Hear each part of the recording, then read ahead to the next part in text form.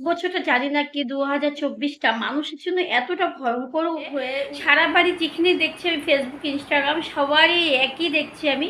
আমার মতন অবস্থা হয়ে যাচ্ছে। সবাই মাগুলো খালি সন্তানহারা হচ্ছে। এই বছরটা এতটাই খারাপ, মৃত্যুটাকে সহ্য করে নেওয়া যায় না।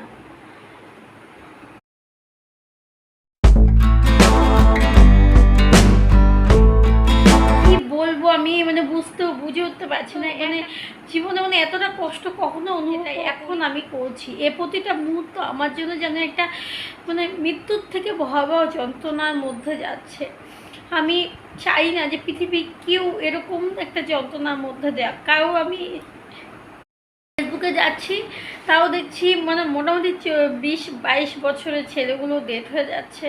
কখনো আবার ইনস্টাগ্রামে যাচ্ছি, দেখছি আমি ছোটো ছোটো কুলের বাচ্চাগুলো ডেথ হয়ে যাচ্ছে। আমি জানি না এই বছরটা এতটা খারাপ কেন। সবাই সবাইকে নিজের সন্তানদেরকে সাবধান করে রেখো। তোমাদের কাছে আজকে আমি একটা জিনিস শেয়ার বলবো, যেটা যদি আমি হয়তো আগে করতাম তাহলে হয়তো আমার সন্তানকে আমি বাঁচিয়ে নিতে পারতাম মনে হয় আমার। কারণ এরকমভাবে হঠাৎ অকাল মৃত্যুটাকে মেনে নেওয়া যায় বলো?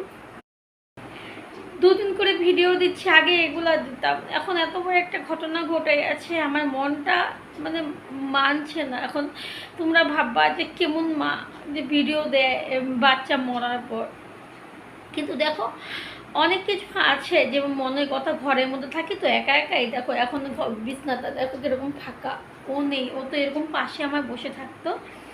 যারা যারা দেখেছো আমাকে ভিডিওতে, যেখানে দেখছো যারা যারা আমাকে ইনস্টা বা ফেসবুক বা ইউটিউবে দেখছো, তারা কিন্তু জানো আমার ছেলে আমার সাথে কত দূর ক্লোজলি থাকতো, কিভাবে আমার সাথে প্রতিটা সময় আমার পাশে থাকতো, সবাই জানে। ইভেন আমার ছেলেকে আমার ভিডিও দ্বারাই সবাই চিনে। অনেক কমেন্ট এসেছে আমাকে ফেসবুক থেকে, ইনস্টা থেকে। এত মানুষের আমি রিপ্লাইও দিতে পারছি না, কারণ কাকে দেব কাকে না দেব। তো আমি আজকে তোমাদেরকে এই অকাল মৃত্যুর সম্বন্ধে কিছু একটা বলবো। আর আমি যেভাবে কথা বলবো না, আমার এখন মনে সে জোরটা নেই, বুঝলাম। খাই না খাই না, কিন্তু ওকে ছেড়ে খেতে ইচ্ছে করে না। যারা এসব মা হয়েছে বা যারা নাকি জানো এই জায়গাটা দিয়ে যারা গিয়ে এই রাস্তাটা এই সময়টা যাদের এসেছিল বা যারা এই সময় পাড়া দিয়েছিল, তারা কিন্তু জানে যে সবচেয়ে বেশি কষ্ট মায়ের, যেটা মনের অবস্থা হয়। তো সেক্ষেত্রে আমি তোমাদেরকে কিছু একটা জিনিস যেটা আছে বলবো আর কি। হয়তো আমাকে সেরকমভাবে আগের থেকে করলে হয়তো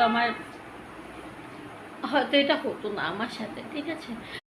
জানতাম যে ওর অকাল মৃত্যু হবে, এটা তো আর জানা ছিল না, তাই না? তো আমি বলবো যে আমি আমি নিজে এক্সপিরিয়েন্সের থেকে বলতে চাই যে ঘরে সবসময় যেমন ধরো মানুষের কখন কে কী করলো সেটাও আমরা জানি না, কখন কী হবে সেটাও জানি না। এখন যেমন এই বছরটা আমাদের জন্য কতটা ভয়ঙ্কর একটা পরিস্থিতি নিয়ে এসেছে, সবার ক্ষেত্রে হচ্ছে না, কিন্তু কিছু কিছু মানুষের তো একদম জীবনে উপদে যাচ্ছে। আমি দেখতে পাচ্ছি যে অনেকের ছেলে মেয়ের উপরে যাচ্ছে বা পরিবারে অন্য আরও যেগুলো সদস্য আছে তাদের মধ্যেও দিয়েও যাচ্ছে। তো আমি বলবো যে আমি এতদিন ও যাওয়ার পর যে আমি অনেক কিছু সার্চ করে দেখলাম, যদি আমরা আগের থেকে একটু মেডিটেশন করি, তার থেকেও বড় হচ্ছে মন্ত্র উচ্চারণ করি। আমার মনে হয় এখন ফিল হয় যে মন্ত্র উচ্চারণ যদি করতাম, যেমন ধরো মহামৃত্যুঞ্জয় মন্ত্রটা যদি সবসময় কেউ জপ করে, গায়ত্রী মন্ত্র যদি জপ করে, তারপরে হরে কৃষ্ণ নাম তো সবসময় জপ করা হয় মোটামুটি। আর যেমন শক্তিপীঠের মন্ত্রগুলি যদি আমরা জপ করি বা মহাদেবের মহামৃত্যুঞ্জয় মন্ত্র যদি আমরা জপ করি, হয়তো এই অকাল মৃত্যুর থেকে পরিত্রাণ পাওয়া যেতে পারে। তবে একটা কথা আমি বলবো, যেদিন আমার ছেলে সূর্য প্রণাম করতো, তারপর হচ্ছে তুলসী জল দিত, তুলসী পরিক্রমা করতো। আমি শুনেছি যে যেদিন ওর মৃত্যুর দিন ছিল, সেই দিনও কী করেছে, যেদিন ওর মৃত্যুর দিন ছিল সেদিনও আমরা তো জানি না যে ওর এরকম একটা মৃত্যু, ওইও জানে না এরকম একটা মৃত্যু এসেছে ওর। এখনও মনে পড়লে বুকটা ভেঙে আসে। মোটামুটি এখন আজকে 21 দিন হলো। তো ওর হচ্ছে যেদিন ওর মৃত্যুর দিন ছিল, মানে ও রোববারে জন্ম হয়েছিল আর রোববারে মৃত্যু হয়েছে। যে সময়টার মতো ওর জন্ম সেই সময়টা মৃত্যু। তবে ওর মৃত্যুটা স্বাভাবিক না, নেচারাল মৃত্যু না, এটা মানুষের গতি করেছে ওকে, যতক্ষণই আমরা বুঝতে পেরেছি।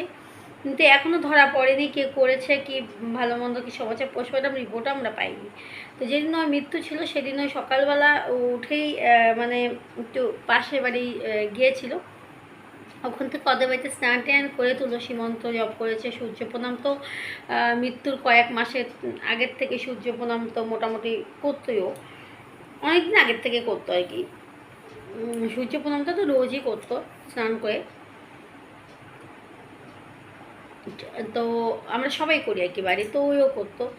আর সূর্য প্রণাম মন্ত্রও জানতো, তুলসী মন্ত্রও জানতো। তো স্নান টান করে এরকম তুলসী জল টল দিয়ে বলে ওদের বাড়িতে বের হয়েছিল। তারপর সারা বাড়ি ঘুরে টুরে ও মোটামুটি যে জায়গাটায় মানে ডেড বডি পাওয়া গেছে সেই জায়গাটা অনেক নির্ঝাম, আর সেখানে গাঢ় জনবসতি একবার বলেছে। ওখানে বাঙালিরাও থাকে কিন্তু জায়গাটার মধ্যে মানুষ খুব কম।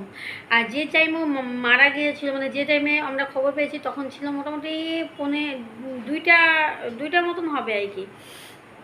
ঠিক একটা ঘড়ি দেখিনি কিন্তু 2টা হবে, 1:30-2টা মানে এরকম হবে। হ্যাঁ, তো ও এখান থেকে 9টার দিকে গিয়েছিল, আর ওখানে যেতে যেতে মোটামুটি ধরো 12:30টার দিকে ও গিয়েছিল।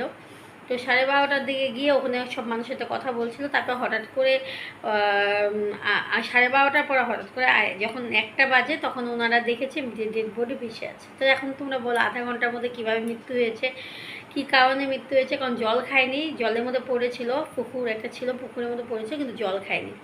এখন একটা ব্যক্তি জলও খায়নি, উপর দিয়ে কাপড় চোপড় খুলে নিয়েছিল কে, বা আমার মনে হয় আমাদের আইডিয়া যে ওর কাপড় চোপড় খুলে নিয়ে ওকে কেউ মারধর করেছে আর কি। তো যেহেতু লজ্জার জন্য, যেহেতু বড় ছেলে 18 বছর, তো লজ্জার জন্য তো বের হতে পারবে না, তো তার জন্য হয়তো আর বাইরে বের হতে পারে নাই, তো লজ্জা লেগেছে ওর, তো ওকে ওইভাবেই মানে একদম পুরা প্রহার করে ওর